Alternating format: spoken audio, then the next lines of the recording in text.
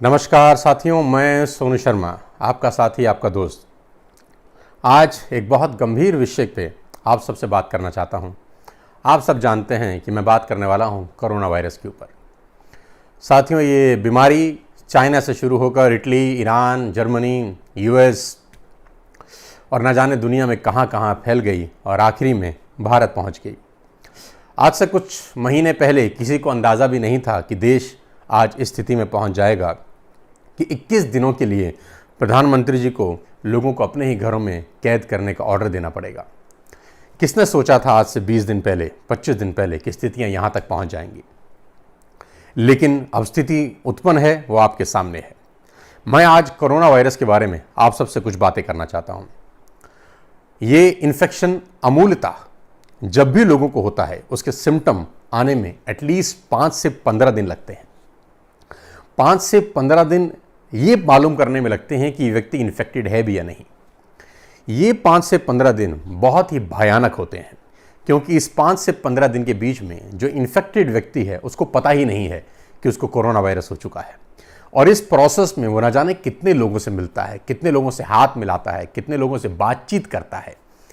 और एक व्यक्ति एवरेज एक्सपोनेंशियली कहते हैं कि 3000 लोगों को इन्फेक्टेड कर सकता है। इसीलिए कल संपूर्ण लॉकडाउन किया गया कि 130 करोड़ लोग प्लीज अपने घर में रहिए।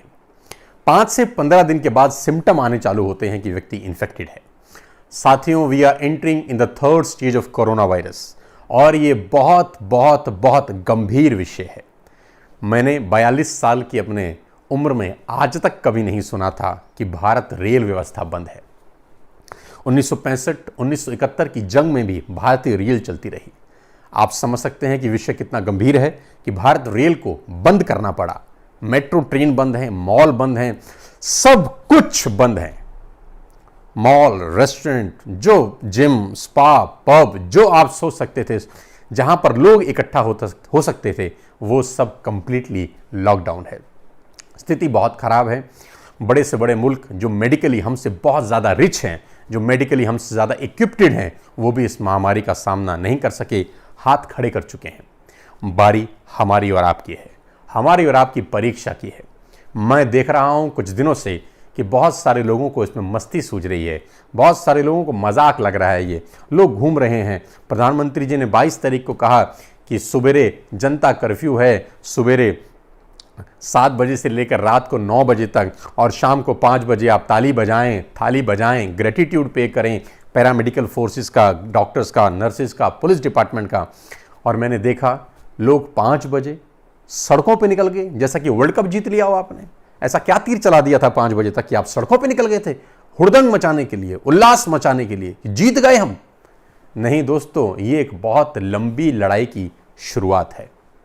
और अगर मैं और आप अभी नहीं चेते, अगर मैं और आप अभी नहीं जागे, तो ये भयंकर महामारी कितना विनाशकारी रूप धारण कर सकती है, आप कल्पना भी नहीं कर सकते।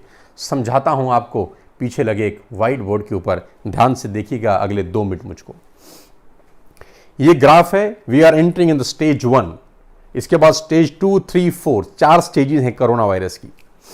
ये मेडिकल फैसिलिटीज की लाइन है।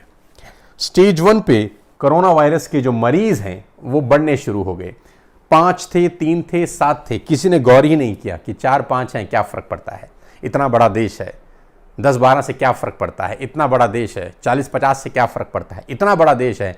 लेकिन यहाँ लीनियर ग्रोथ नहीं, एक्सपोनेंशियल ग्रोथ होती है। जैसा कि मैं बोलता हूँ, यहाँ 10 × 10 20 नहीं होता, यहाँ 10 × 10 100 होता है, और गुणा 10 1000 होता है, और गुणा 10 10,000 होता है, और गुणा 10 1 लाख होता है। समस्या यहाँ है कि ये मेडिकल फैसिलिटीज़ की हमारी कैपेबिलिटी है।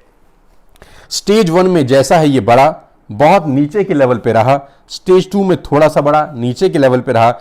ये अगर किसी भी हालत में खुदा ना खास्ता बढ़ते बढ़ते मेडिकल फैसिलिटी की लाइन को क्रॉस कर गया, ये कर्व किसी भी हालत में मेडिकल फैसिलिटीज की लाइन को क्रॉस कर गया, तो यहां संभालना मुमकिन नहीं, नामुमकिन हो जाएगा। 1 लाख वेंटिलेटर है हमारे देश के अंदर, 130 करोड़ की आबादी है। खुदा न खास्ता 5% लोग इन्फेक्टेड हो गए तो 6.5 करोड़ इन्फेक्शन होते हैं। भगवान करे 90% लोग ठीक हो जाएं। 65 लाख लोगों को वेंटिलेटर का जरूरत पड़ा। We have only 1 lakh ventilator. 1 lakh ventilator हैं और 65 लाख लोगों को डालना है। सोचिए डॉक्टर के लिए कितनी बड़ी मुसीबत हो जाएगी, कितना बड़ा धर्म संकट होगा कि किसको डाले किसको नहीं डाले। जर्मनी के बारे में सुन रहा था कि 2 लोग आए डॉक्टर के पास, one was 71 year of age, one was 32 year of age. अब डॉक्टर को ये चूज करना था कि वो 71 साल के आदमी की जिंदगी बचाए या 32 साल की। डॉक्टर ने कॉल लिया, 32 साल के लड़के को वेंटिलेटर पर डाल दिया, क्योंकि उसको लगा कि 71 साल का आदमी अपनी ज़िंदगी करीब करीब जी चुका है। कितना कठिन डिसीजन है, आप सोच सकते हैं, कल्पना कर सकते हैं। वो स्थिति अपने को पैदा नहीं होने देनी, इसीलिए संपूर्ण लॉकडाउन। बहुत सारी कंट्रीज में लॉकडाउन तब हुआ जब ये खेल इस रेखा से ऊपर निकल गया। जैसे ही खेल ऊपर रेखा से ऊपर निकला, कहीं लोगों ने यहां लॉकडाउन किया, कहीं लोगों ने यहां लॉकडाउन किया। धीरे धीरे स्थिति नॉर्मल होनी शुरू होगी। कब होगी नोबडी नोज, लेकिन हमारे लिए अच्छी बात यह है कि हम लोगों ने लॉकडाउन यहीं पर कर दिया है, यहीं लॉकडाउन हो चुका है। ऑन द 3rd स्टेज हम लोगों ने लॉकडाउन कर दिया है, लेकिन लॉकडाउन को कामयाब बनाना मेरे और आपके हाथ में है। खुदा ना खास्ता ये कर्व मेडिकल फैसिलिटी की लाइन से ऊपर नहीं जाना चाहिए। आपका और मेरा एक ही दायित्व है कि ये कर्व की लाइन किसी भी हालत में मेडिकल फैसिलिटीज की लाइन को, हमारी सर्विसेज को क्रॉस नहीं करनी चाहिए। ये और मेरे आपकी परीक्षा है, जंग है मेरी और आपकी। घर में रहिए। प्रधानमंत्री कल 2 बार हाथ जोड़ के विनती किए कि आप घर में रहिए। मैं आज आपसे हाथ जोड़कर विनती कर रहा हूं, सलाम कर रहा हूं, माथा टेक रहा हूं आपके सामने कि प्लीज आप घर पे रहिए। इस कर्व को, हमको इस लाइन के ऊपर किसी भी हालत में पहुंचने नहीं देना, क्योंकि अगर एक बार ये कर्व इस मेडिकल फैसिलिटी की लाइन को क्रॉस किया तो स्थिति आपके और हमारे हाथ से, कंट्रोल से बाहर निकल जाएगी। और स्थितियां एक बार हाथ से फिसली तो संभालना बहुत मुश्किल हो जाएगा दोस्त। प्रधानमंत्री बोले अगर 21 दिन संभाल लिए तो बच गए, नहीं तो 21 साल पीछे हो जाएंगे। जान है तो जहान है। घर पे रहिए, अपने माँ बाप के पास रहिए, बच्चों के पास रहिए। एहसान करिए इस मुल्क पर, अपने अड़ोसियों पर, पड़ोसियों पर, दोस्तों पर, रिश्तेदारों पर, परिवारों पर। घर पे रहिए, घर से बाहर मत निकलिए। ये क्रांतिवीर बनने का टाइम नहीं है, ये बुज़दिल बनने का टाइम है। जी हाँ, मैं आपसे कह रहा हूं, बुज़दिल बन जाइए, घर पे रहिए। कोई भी बुलाए मत जाइए, कुछ भी हो जाए मत जाइए। क्या हो जाएगा अगर 21 दिन घर पे रह जाएंगे? आफत तो नहीं आ जाएगी, मर तो नहीं जाएंगे घर के अंदर। लोग कहते हैं कि सब्जी लेने जाना है, कोई कहता है दूध लेने जाना है। 21 दिन दूध नहीं पिएंगे तो क्या हो जाएगा?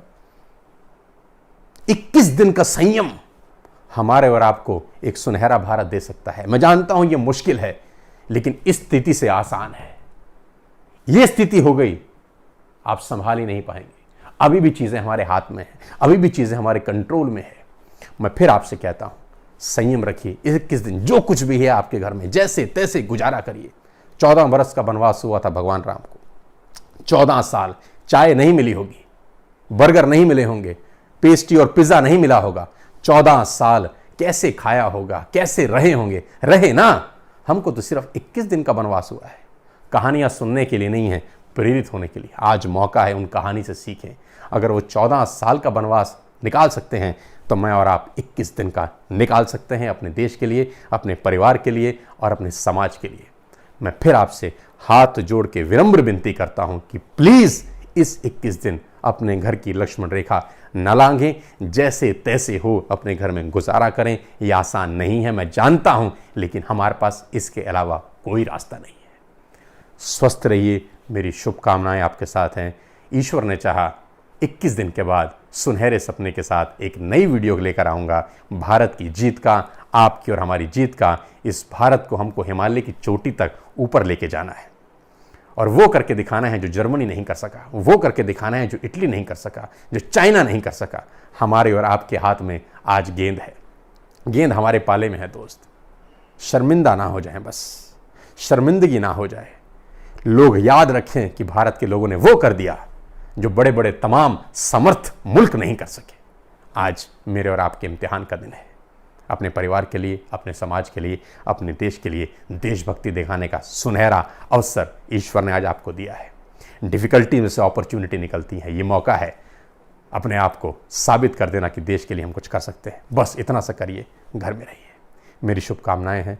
ईश्वर करे कि ये देश हमेशा से वैसे ही फले फूले और वही चहल पहल पूरी दुनिया में हमारी धमक दिखाई दे।